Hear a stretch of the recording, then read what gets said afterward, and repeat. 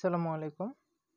আজকে ইসলামী ইতিহাস ও সংস্কৃতির প্রথম পত্র নিয়ে হযরত আবু বকর রাদিয়াল্লাহু তাআলা এর পরিচয়, প্রাথমিক জীবন, নবুয়ত লাভ, খিলাফত লাভ, প্রাথমিক সমস্যা সমূহ নিয়ে আলোচনা করব।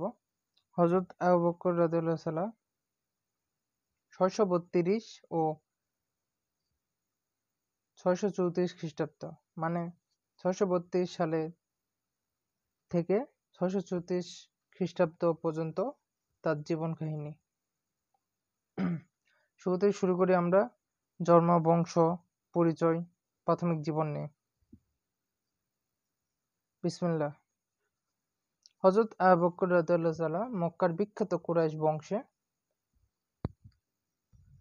বনু তাইম গোত্রে 573 খ্রিস্টাব্দে জন্মগ্রহণ করেন। তার পিতার নাম ওসমান ও মাতার নাম উম্মাল খায়ের সালমা, আর তার আরেক নাম আবদুল্লাহ। মেরাজের কথা সর্বপ্রথম বিশ্বাস করেন এবং তাকে মহানবী সাল্লাল্লাহু আলাইহি ওয়াসাল্লাম সিদ্দিক বা বিশ্বাসী উপাধি দেন। দানশীলতার জন্য তিনি আতিক উপাধি পান।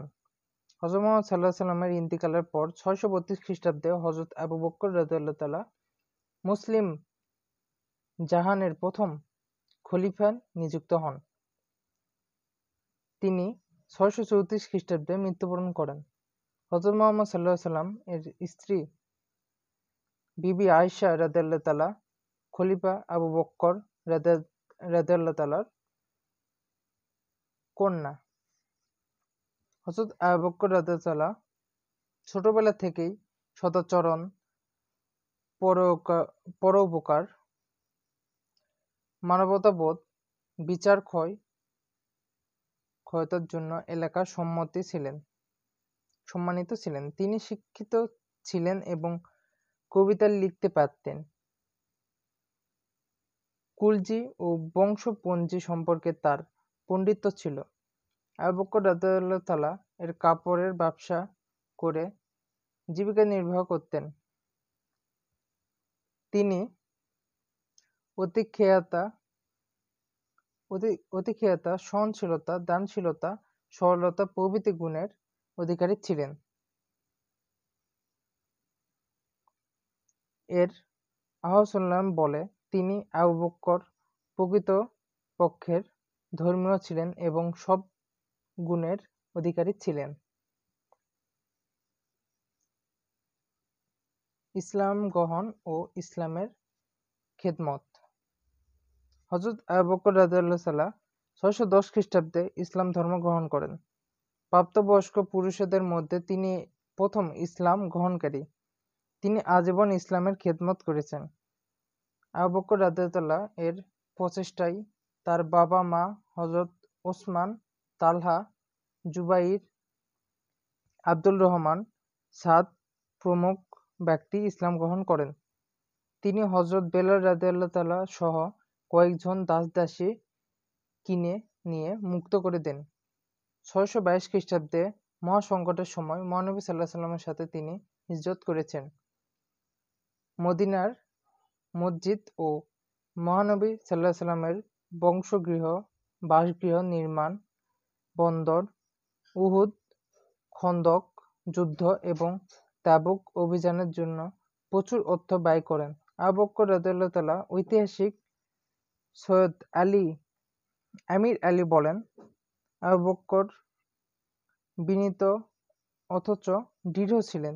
তিনি নতুন রাষ্ট্র শাসন কাজ ও জন্মগ্রহণের কল্যাণে তিনি সর্বশক্তি নিয়োজিত করেছেন।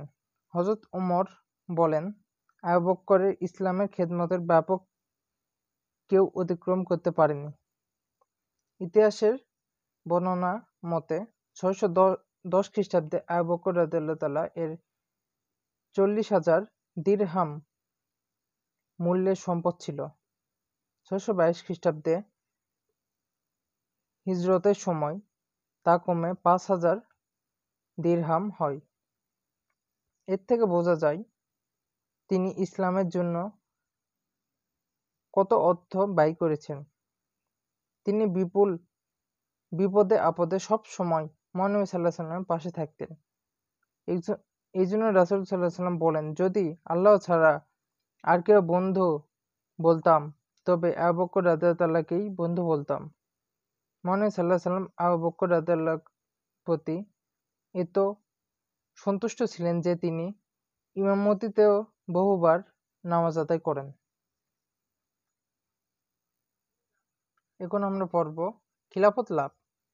মহানবী সাল্লাল্লাহু আলাইহি সাল্লাম কাউকে উত্তরাধিকার মনোনীত করে যাননি, তবে খলিফা নির্বাচন পরিস্থিতি জটিল আকার ধারণ করে। ঐতিহাসিক পি.এ. হিট্টি বলেন, খিলাফত প্রশ্ন ছিল ইসলামের প্রথম সমস্যা। মহানবী সাল্লাল্লাহু আলাইহি সাল্লামের ইন্তিকালের পর 632 খ্রিস্টাব্দে খলিফা নির্বাচনের উদ্দেশ্যে মুসলমানরা হাকিফা বানি সাদিয়া নামক স্থানে মিলিত হন। খলিফা নির্বাচনের প্রশ্নে 4টি রাজনৈতিক পক্ষ তৈরি হয়, যথা আনসার, মুহাজির, কুরাইশ ও আলী সমর্থক। তারা প্রত্যেকে নিজেদের লোকদের সমর্থনে কথা বলেন। আবু বকর ইসলামের জন্য আনসার মুহাজিরদের ত্যাগের কথা বলেন। আনসারীরা উভয় দল থেকে একজন করে খলিফার কথা বলেন। অনেক বাকবিতণ্ডার পরে উমর রাদিয়াল্লাহু সাল্লাহ হযরত আবু বকর রাদিয়াল্লাহু সাল্লাহ সম্পর্কে জোরালো বক্তব্য দেন। তিনি আরবের প্রথা অনুযায়ী আবু বকর রাদিয়াল্লাহু হাতে চুম্বন করে খলিফা ঘোষণা করেন। সবই স্বতঃস্ফূর্তভাবে আবু বকর রাদিয়াল্লাহুকে খলিফা হিসেবে গ্রহণ করার মাধ্যমে গণতান্ত্রিক জয় ঘোষণা হয়। খলিফা হিসেবে আবু বকরের উদ্বোধনী ভাষণ। খলিফা নির্বাচন হওয়ার পর হযরত আবু বকর রাদিয়াল্লাহু জনগণের উদ্দেশ্যে এক ঐতিহাসিক উদ্বোধনী ভাষণ দেন। এতে তিনি বলেন, হে মুসলমানগণ, আপনারা এখন আমাকে শাসনের গুরুতর ভারপ্রাপ্ত অবস্থায় দেখছেন, কিন্তু আপনাদের অপেক্ষায় আমি অধিক গুণ ও যোগ্যতা সম্পন্ন নই। আমাদের সম্পর্ক ও সাহায্য আমরা সর্বদা প্রয়োজন হবে। আমি যদি ভালো কাজ করি তবে আপনারা আমাকে সমর্থন দিবেন, আমি যদি ভুল করি উপদেশ দেবেন। শাসকের কাছে সত্য কথা বলাই প্রকৃত আনুগত্য ও সত্য গোপন করা বিদ্রোহের নামমাত্র। কাজেই আপনাদের অন্যায়সঙ্গত আচরণ করা আমার কর্তব্য। আমি যতক্ষণ আল্লাহ ও রাসূলের আদেশ পালন করব ততক্ষণ আপনারা আমাকে মান্য করবেন। আমি যদি এর ব্যতীত ঘটে তবে আপনারা আনুগত্য লাভের বিন্দুমাত্র অধিকার আমার থাকবে না। নিঃসন্দেহে খলিফার এই ভাষণ অত্যন্ত তাৎপর্যপূর্ণ। এ সম্পর্কে মওলানা মুহাম্মদ আলীর মন্তব্য, অসাধারণ এই বক্তব্যের প্রতিটি শব্দই জ্ঞানসম্পন্ন এবং এটি মুসলিম জাহারের কাছে আলোর সংকেত স্বরূপ। প্রাথমিক বাধা বিপত্তিসমূহ। খলিফা নির্বাচনের পর আবু বকর রাদিয়াল্লাহু তাআলা নানাবিধ সমস্যার সম্মুখীন হন। তার মেয়ে হযরত আয়েশা রাদিয়াল্লাহু তাআলার বিষয়ে বলেন, আরব সাম্রাজ্যের বিভিন্ন স্থানে বিদ্রোহের অগ্নি প্রজ্বলিত হইয়া উঠেছে। ধর্ম দ্রোহিতা এবং অসন্তুষ্টির দিন দিন দিন বৃদ্ধি পাচ্ছে। বিধর্মী ও ইহুদির সুযোগের সন্ধানে ছিল মুসলমানরা রাখালবিহীন মেঘপালের মতো হস্তোত্তর বিচরণ করিতেছিল। তাহারা অসংখ্য নগণ্য ছিল, কিন্তু তাহারা দুসময় দল ছিল সংখ্যাবর্ধিত। খিলাফতের দায়িত্ব অসুন্দর হওয়ার পর আবু বকর রাদিয়াল্লাহু তাআলা এর প্রধান লক্ষ্য ছিল হযরত মুহাম্মদ সাল্লাল্লাহু আলাইহি ওয়াসাল্লামের উদ্দেশ্যে এবং প্রতিপাদ্য অনুযায়ী প্রত্যেকটি কাজ বাস্তবায়ন করা। হযরত মুহাম্মদ সাল্লাল্লাহু আলাইহি ওয়াসাল্লামের জীবনকালে তার দত্তর পুত্র যায়েদ বিন হারিস মুহাম্মদ সাল্লাল্লাহু আলাইহি ওয়াসাল্লামের ইন্তেকালের সময় এই অভিযান স্থগিত করা হয়। হযরত আবু বকর রাদিয়াল্লাহু তাআলা খিলাফতে অধিষ্ঠিত হন।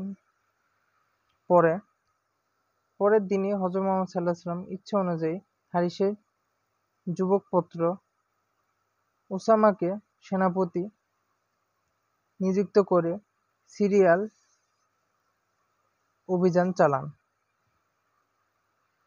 উসামা সিরিয়াল বিদ্রোহে গোত্রগুলো বশ্যতা স্বীকারে বাধ্য করেন এবং কর প্রদানে রাজি করান।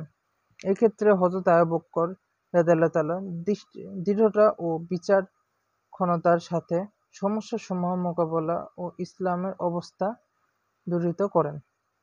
এই ছিল আবু বকর রাদিয়াল্লাহু তাআলার জীবন পরিচয় ও খিলাফত লাভ, উদ্বোধনী ভাষণ ও প্রাথমিক বাধা বিপত্তি।